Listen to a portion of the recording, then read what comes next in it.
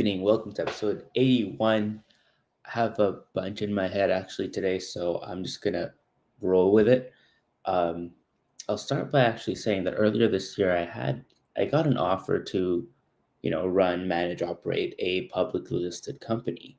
That was a surprise. I did not expect that, and the offer came, and I turned it down. Um, and it's actually funny, like the world kind of offers, like had another offer for company's acquisition too earlier in the year.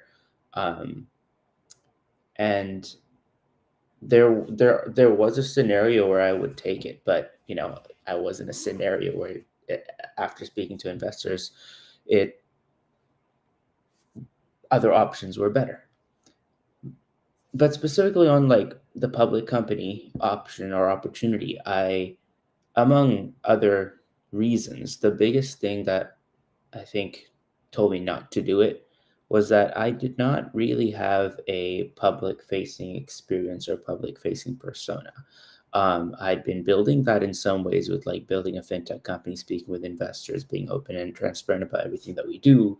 And yet, yeah, just like the camera training or just being ready for a public interview, things like that did not come to me naturally. And it's all a practice, right? Like, and coming to 81 videos in or days of just doing this, I do really feel that it's becoming easier. It's just kind of, oh yeah, I'm just talking. There's a bit more coherence and uh just almost like my mind has almost become wired to be like, hey, we got to do like a journaling at the end of the day. Let's just like pin stuff that happened during the day or week to prep for that. And I do take less and less notes even now to do it.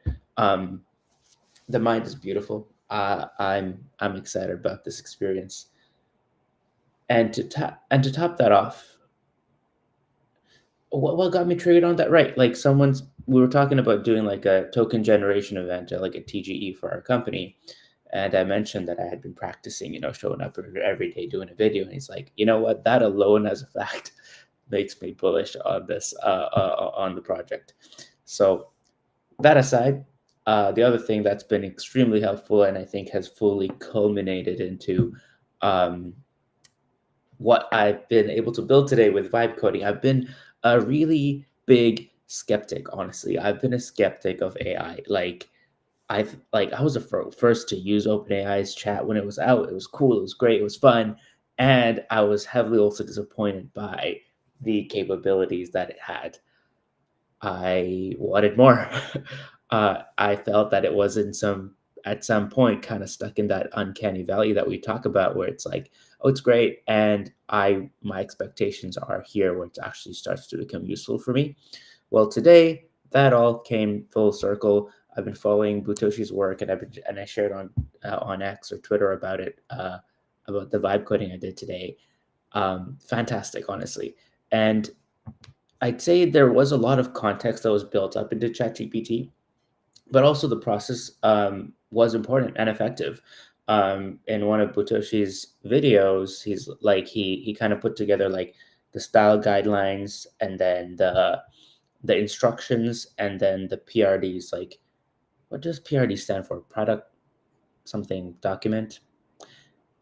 Anyway, he approached it from like a product management perspective, right? Like how you might manage a team of engineers and break down the break down the epics or scopes and like and tasks and issues in some way. And you work with Gemini or ChatGPT to do that. And I'm gonna see if I can share. I don't know if I have the time to. Maybe we'll do a deep dive later. Let me see. Yeah, it's a bit long, but effectively, I shared with it instructions of what I want. But I can share this. I can share specifically those documents for Claude.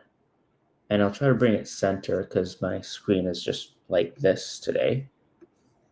Let's see if this works. Yes, this should work. Great.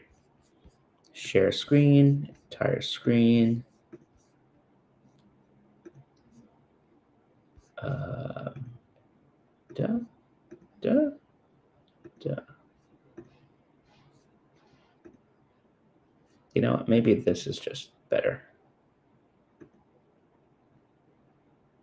Yeah. Is it? Anyway, I'm wasting time. Um, Specifically, these two files were very important, and I basically just put together instructions like Wutoshi did of like, I want you to help me do this. I want you to do the landing page that does this, that does this, that does this. It's just a whole list of like criteria of what I want, I want, I want, I want, I want. And then a whole PRD list, which breaks it down into like overview, scope, purpose, content, vision, mission, and all the different features that I want to kind of flesh out in terms of flow and whatnot. And then, so I prepared these with ChatGPT, just kind of going back and forth, put them into this folder, and see all the rest, like this, everything inside this backend folder, that was AI generated, and everything inside the front end folder, AI generated. Everything inside, yeah, the packages, everything that it needs, all AI generated. Now, there's some specifics in like just getting that set up. Like I had some permission things to deal with. Um, like giving the AI the permission to use this certain folder and not everything, um, and just the install process. But honestly, they're pretty simple, and I'm happy to share about that in more detail later. But the moment of truth, I've been pushing this off till the end. What did it result in? What did it result in? It resulted in this.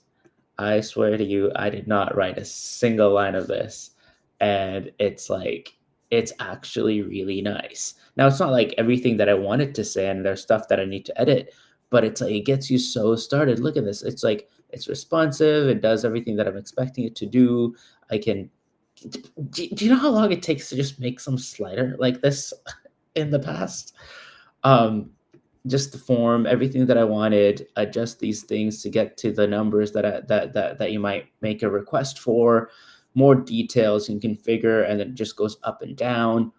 And and then the order book, it has like an order book in the way that I want it. Now it doesn't have the database set up, but that's my next step. I want to also vibe code the database setup, actually see if we can do it on SQLite, or if we want to be proper about it, or maybe use SQL to do it later.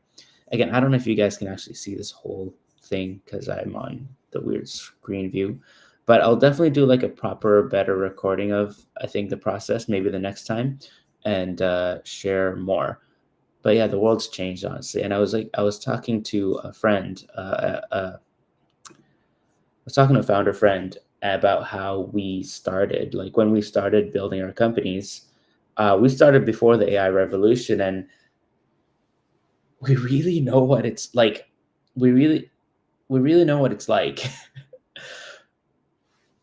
And in some ways, you start actually developing like a middle management. Can you believe you can have a middle management in a startup?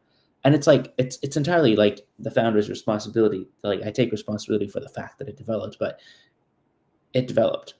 And with AI, that's not needed.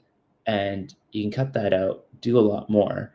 And we've had the privilege, actually. In some ways, I'm like, ah, shit, we started before the AI revolution. We didn't really catch on to it. But no, I'd say we have a lot of context from building startups that worked or didn't work before the AI revolution, that we can actually adopt AI very quickly and use it to the best of our, yeah, to our greatest advantage.